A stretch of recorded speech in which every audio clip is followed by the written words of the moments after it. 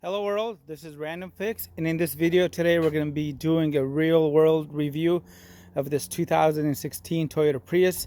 This is my own personal car, and the vehicle currently has over 100,000 miles. And let's check what the odometer says. It says 102,255.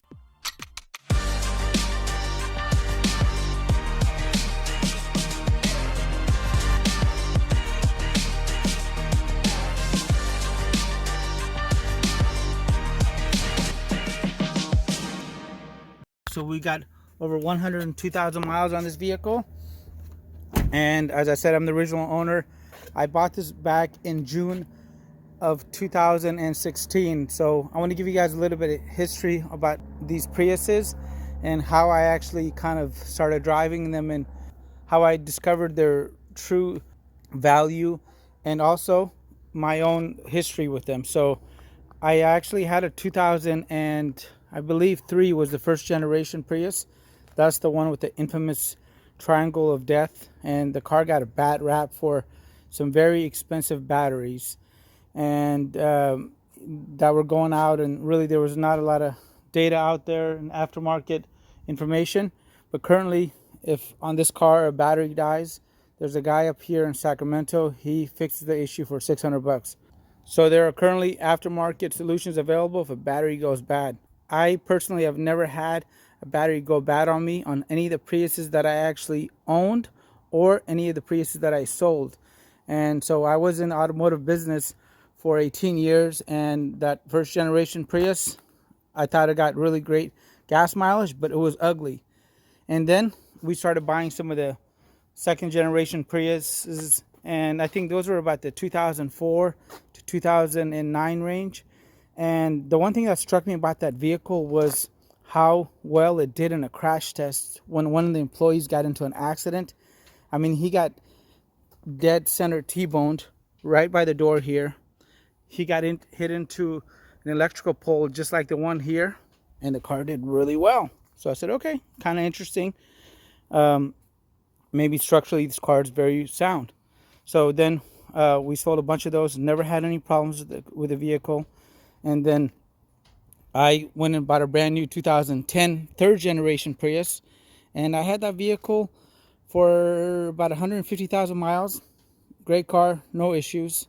And then I picked up a 2012 Prius V, which is that wagon, and same exact scenario. I didn't like the drive of that vehicle because it's a little bit heavier and was a little bit slower. So I actually like the way these Priuses actually drive. So I ended up selling that, and overall still a great car. And now we're at the fourth generation Prius, and this is the body style that's running from 2016 till probably 2021.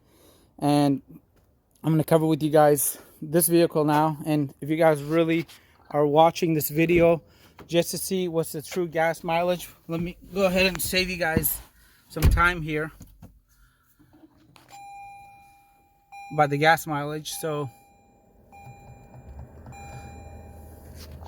the true gas mileage on sport mode here is going to be 47.5, and I'm sure you could get better gas mileage. I happen to drive it in the most aggressive mode, which is this red mode right there. And if you guys want a little snapshot of how the vehicle does overall, I'm going to go through this calendar with you, and you can see here on October 23rd that we averaged 45.1, and this is the real world MPG of this vehicle. So don't be fooled if somebody tells you this thing gets 100 miles per gallon. It can, but it's got to be in a world where it's always downhill, and that does not exist. So what you're seeing is the true result of how effective and efficient this vehicle is.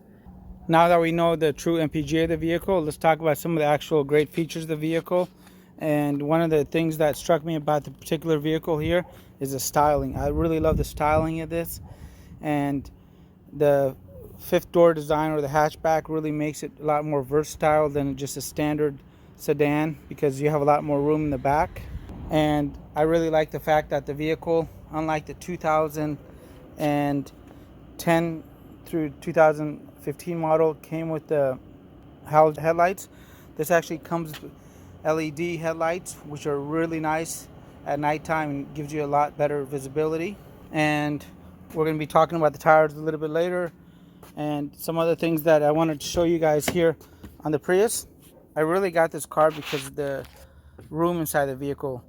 We are a family of 4, so I got 2 boys, and when the whole family's in here, they got plenty of room. So I'm going to show you guys that. And I had a friend of mine actually buy a 2019 Toyota Camry hybrid, and he really thought it was cramped up, so he traded it back in and got a Prius, which was surprising to me. But he's a bigger guy. He's over 6 feet tall, and really the reason he picked the Prius, this in a second, because when you put the seat back over here, you could basically get a 6-footer in there, and it's got plenty of headroom. And the driver's side seat, even on the base models, actually has a up and down feature, so you can even get yourself some additional room there. The back of the car definitely has a lot of room too, so you got plenty of room if you like to go camping, long road trips. This definitely is going to give you guys a little bit of comfort. And the vehicle that I'm showing here in the video is a Model 3. So it came with a standard navigation unit, and I didn't get a moonroof, didn't get leather, and car does really well, super comfortable. And we're going to be talking a little bit more about what packages you should get and some of the things that you should be concerned about if you are getting a higher end package or the very low end package. Now I'm going to show you the back. So this is the back of the vehicle, and let me tell you guys, this actually has so much room. And if you like to go buy things from IKEA and you need some additional space, this is going to make it super easy, because the little privacy cover back here just pops off like this, and you could fold the seat straight down, and with the push of a button, you got all that room now. And I'm doing this with one hand, so this kind of shows you how much room you really have in this vehicle. So if you guys watch a lot of YouTube videos, you know there's people that actually camp out on these cars and go across country, and they make even a cool little tent which is about $100, and it goes right in the back right here. And so you can go camping out of the car, and they do all kinds of cool little things where they basically almost live out of the car. They put their personal belongings here, and using totes, they make a straight across almost bed, and they travel the country in the Prius, and it works. So now we're on the driver's side, and I'm going to show you guys a few features that I personally liked. One of them was that little adjustment where you can go ahead and move the seat up and down. And I personally like manual seats, and you guys might be thinking I'm crazy, but I've worked around cars long enough where I don't mind adjusting my own seat whenever there's a new driver, because I know that it's just a simple little lever. And a power seat, when it goes out, it costs you $1,500 for what? For adjusting your seat a few times for you. Most of the time, it's only 1 or 2 people that actually drive this vehicle. Now inside, as you guys can see, compared to the first generation, the display is amazing. Compared to the second generation, much better. Third generation display started getting a little bit better, but the fourth generation display here is absolutely amazing. And this is on the regular Prius here, but if you get the Prius Prime, obviously you're going to get a much better display here. But for my purposes and my family, this works perfectly fine here.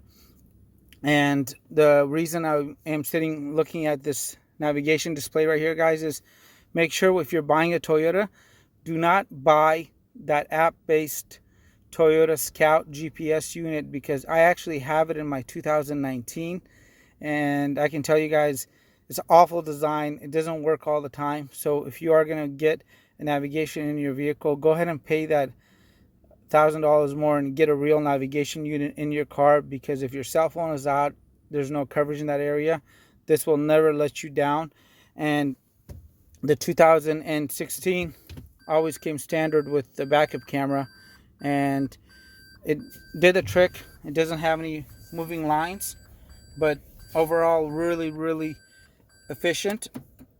And especially if you have little kids and you want to make sure you're not backing into anything, I would highly suggest that you go and always get yourself a vehicle, especially a hybrid with a backup camera.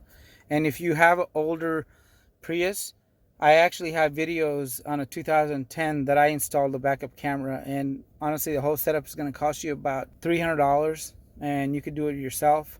And another thing that's pretty cool about the Prius is that right there is going to be my traction battery. So the vehicle has two batteries. There's the battery in the front, which is basically my 12-volt battery that every vehicle has. And then on the Prius, you have this traction battery. This is what drives the hybrid system. And I lived out in the country for a little while, and the electricity went out once in a while because of all the fires that are going on in California. And when I didn't have electricity, I would plug in a little inverter into my Prius and basically leave the car running. It was a bigger property, and then what I could do is I can go ahead and run parts of my house using the Prius with the inverter. And I think per day I was probably using about a gallon of gas. So $3 for having some power when there is none coming from your utility company was a super great benefit of having a Prius. And the design and the efficiency of this motor is amazing. As you guys know, right now I have the AC on and the car is on. You can tell when the car is on when it says ready right there. However, the motor is actually not running. So the motor will only turn on every maybe 10-15 minutes. The car is super quiet. Everything on this car is made for minimal maintenance. So the power steering, there's really no power steering system here. It's basically an electronic power steering system, and it has no fluid. It doesn't have that pump that goes out. And I'm going to talk a little bit about as far as some of the maintenance I've done on the vehicle and some of the things that you should consider, and you'll know exactly what you're getting into if you're looking at a 2016 and newer Toyota Prius. Since we're on the inside, I want to talk about the wireless charger here on the Prius. This wireless charger is very poor quality. So if this is one of the reasons why you're buying the car, you may want to look at other alternatives as far as the wireless charging. It'll work for small little headphones like this, but for your phone, it can barely keep a charge, and it's very low power. There's a little motor in there that moves around. It's too complicated. It doesn't do enough. And I do have a true wireless charger at the house, and it's a rapid charger, and it works flawlessly. This is the complete opposite. It does not work. And if you have a case on your phone, forget about it. This is barely going to work, and you're not going to really be able to make any kind of connection. Therefore, it will not charge your phone. So on this particular 2016 Toyota Prius, I'm going to cover with you guys what maintenance I've done. So the only thing that I really do on this vehicle is I changed my own oil, which costs about $21 with the filter, and takes a few minutes. And I even have a video where you can basically suck the oil out. If you guys want to take a look at that, you'll find a link to any of the videos down below. So if I talk about something, you'll find a video link down below for it. And I changed the air filter, which you can get for about $5. And with COVID-19 here and allergies, everything else, I changed my cabin air filter, which is in here, and I have a video for it. It takes about 5 minutes, and the car is super easy to do any of the filter changes, like the cabin air filter and the air filter. You don't even need any tools. You can just use your hands. And the other thing that I've done on the vehicle is at 100,000 miles, I went ahead and changed the transmission fluid. Now this vehicle actually comes with lifetime transmission fluid, and for me, I don't actually buy that. So from being around cars for such a long time, I went and paid, it was like 100 and something bucks. I just had the transmission fluid changed, and I believe I even have a video on how to change the transmission fluid, so you'll find that in the description box below as well. However, on this particular 2016 one, I had one of my friends do it. He owns a shop, and it got done. So every 100,000 miles, if I pay $100 and something, I'm good with that. And the next thing that we're going to talk about here is going to be in the front wheels here. So the Toyota Prius, if you are looking at buying a brand new one, comes with some eco tires, and I guess they get better gas mileage. However, the tires, they blow up. So on the last 2 Priuses that I bought that were brand new with less than 30,000 miles and rotating the tires and doing everything else I'm supposed to do, the tires blew up. And now the only thing that I slap on my car here is these Michelins. Be concerned with that. Those eco tires, the rubber's super soft and they wear and degrade pretty quickly. So look at it, 90,000 mile tires such as this Michelin. And I installed the last set with about 25,000 miles on the vehicle, and they lasted me till about 95,000 miles. So we almost got 70,000 miles out of one set of tires, and they ride really well, and I love the performance of the Michelin tires. And then the other thing too is on these 2016 Toyota Priuses, when you're driving, you can actually hear a little click from the brake hardware. And what it is, it's a little hardware that attaches to one of the brake pads that actually comes loose. So I've had the brakes for almost 2 years, but the issue is the brakes on the vehicle really don't wear down. So even with 102,000 miles, I think the brakes probably have about 40-50% left on them. However, I'm going to go ahead and change them since I have the pads and rotors. And before we move away from these tires, I want to talk about these tires for one last time, because if you're looking at buying a Prius, just be aware if you're getting the Eco model, which is the baseline model, which is the cheapest model, and it's a great car, doesn't sometimes have exactly what you need.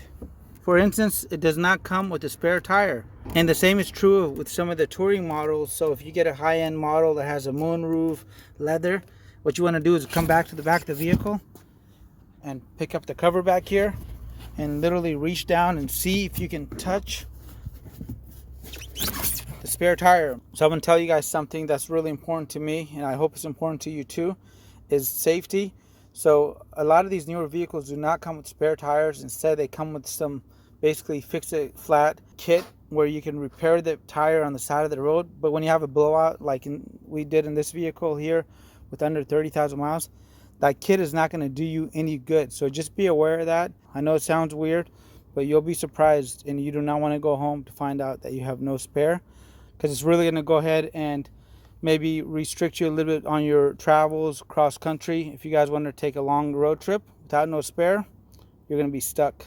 And sometimes there's really no service out there and no one can help you. And for the second to last problem that I've actually had with this vehicle, we're going to come to the front right here, and there it is, guys. This is the 12-volt battery that's in the front. So every car has a 12-volt battery 99% of the times. And then for the traction motor, you have a bigger battery that goes and runs the hybrid system, and that is a completely different battery, and most of the time I've never had to touch that. But for this 12-volt battery over here, you can see that my car starts correctly, everything is working good, and I have this little load tester here, and it even shows that the battery is good. So you would think nothing of it. And what I realized a few days ago is that my lights were flickering on the inside, and I replaced them. And I said to myself, what if the battery is getting weak, because the car is now 4 years old? So let me check it.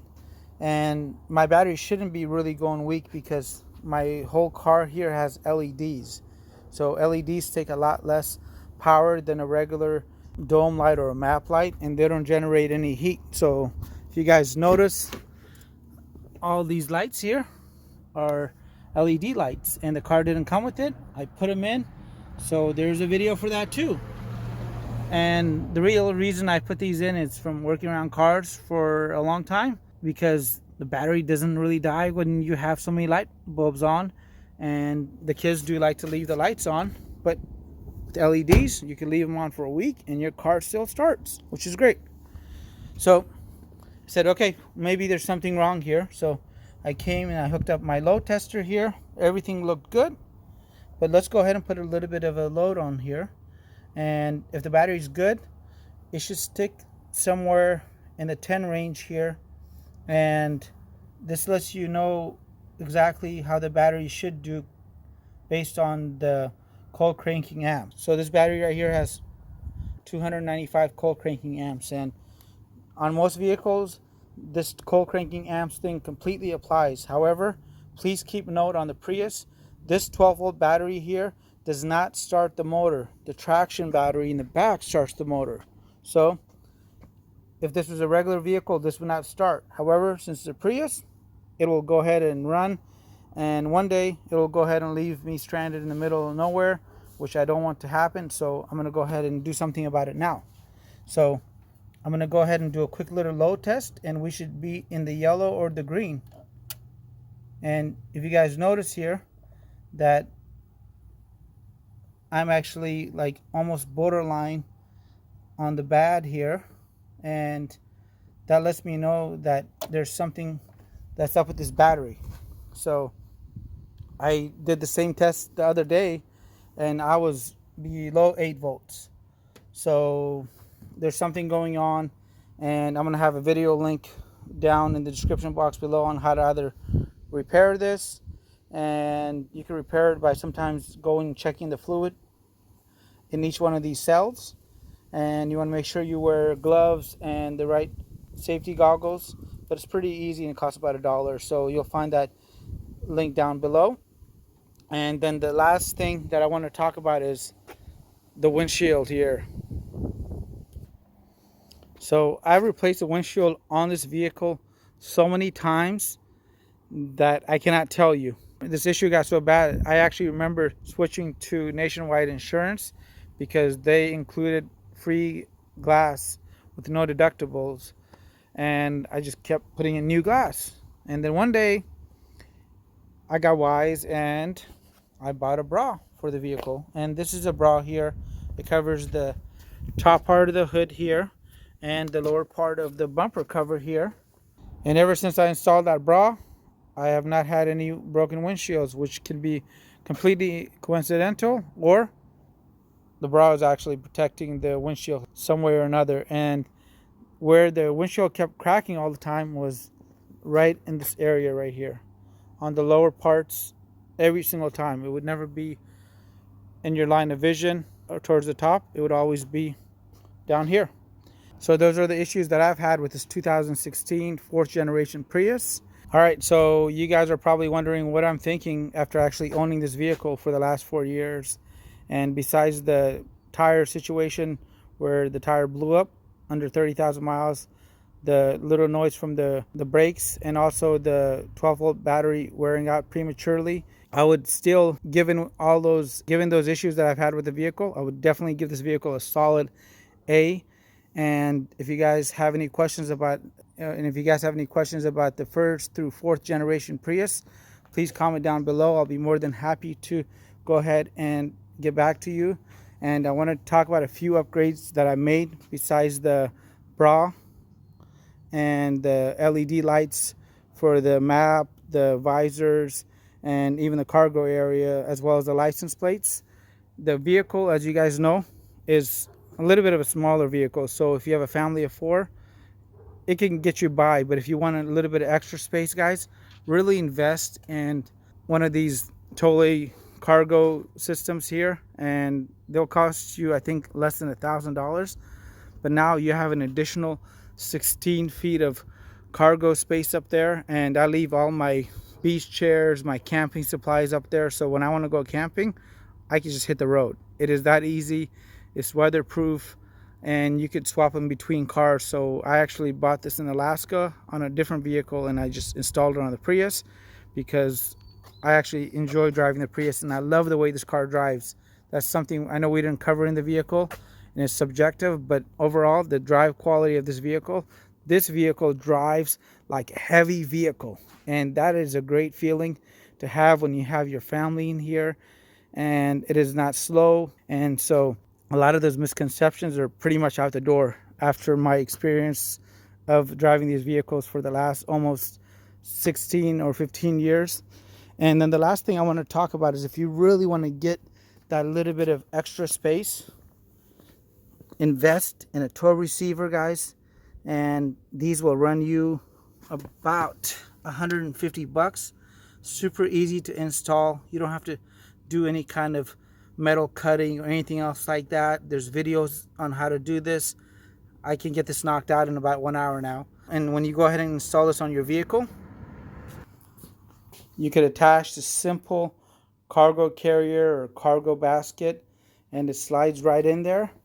And now you have extra capacity to even carry more stuff if you want to go camping. So you're not having to spend $50,000-$60,000 on a little bit of a bigger vehicle just because of the space, because these newer vehicles have so much power and they can handle it. But what they're doing is they're purposely making the vehicle small, so we have to keep paying more and more money. But if you do things such as the cargo carrier up top, the tow receiver in the back, you're going to be all set.